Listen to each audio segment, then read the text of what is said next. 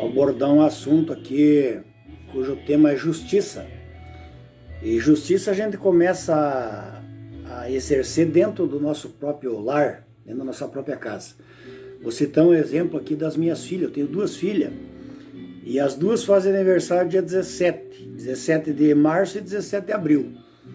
E aí a mais nova fez no dia 17 de março. Aí eu dei um presente para ela, dei R$175 para ela comprar um presente. Ela comprou um liquidificador. E daí a mais velha fez no dia 17 de abril.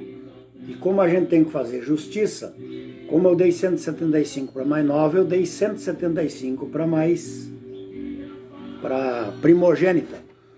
E ambas compraram um presente. Uma comprou um liquidificador novo e a outra comprou um outro presentinho para ela, aniversário. Então isso é justiça. É a balança com o mesmo peso e a mesma medida. E a Bíblia manda nós julgar com retidão e não fazer com que a balança penda para um lado nem para o outro. Jesus, no Evangelho de Mateus, no Sermão da Montanha, das Bem-aventuranças ou das Beatitudes, no capítulo 5 de Mateus, ele falou que bem-aventurado, feliz é o ser humano que julga, que ama e pratica a justiça.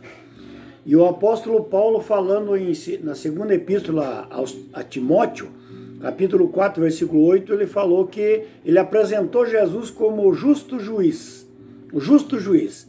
Então nós temos a obrigação de praticar justiça, particularmente quem atua na área jurídica.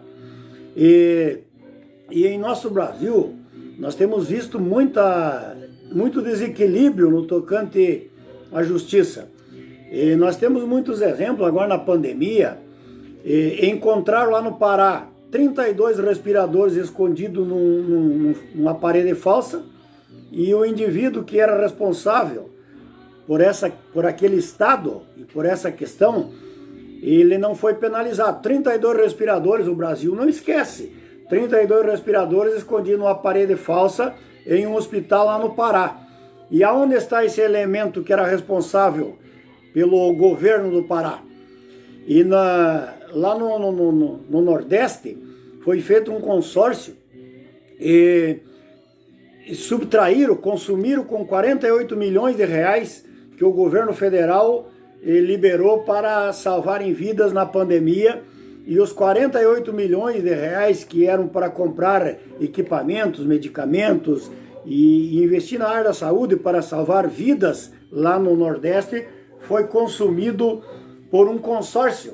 E aonde estão essas pessoas que consumiram aqueles 48 milhões de reais? E em São Paulo e no Rio de Janeiro, o governo federal liberou milhões e milhões de reais para construírem os hospitais de campanha, porque os hospitais não estavam dando conta de acolher os agravados pela doença.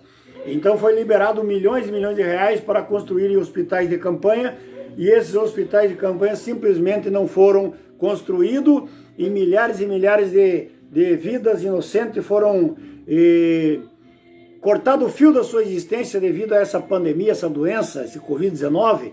E aonde estão os responsáveis pelo estado do Rio de Janeiro e pelo estado de São Paulo? Aonde estão essas pessoas, esses governantes que eram responsáveis por essa situação? E assim consecutivamente, minha gente. Se nós irmos olhar esse sistema governamental que nós temos aí na frente do nosso país, nós vamos ver da mais alta autoridade ao mais humilde servo, todos os líderes, todos os componentes hierárquicos dessa administração, todos foram condenados, todos foram envolvidos na justiça com atos criminosos, desleais, desonestos e atos de corrupção. E aonde estão essa gente? E agora, para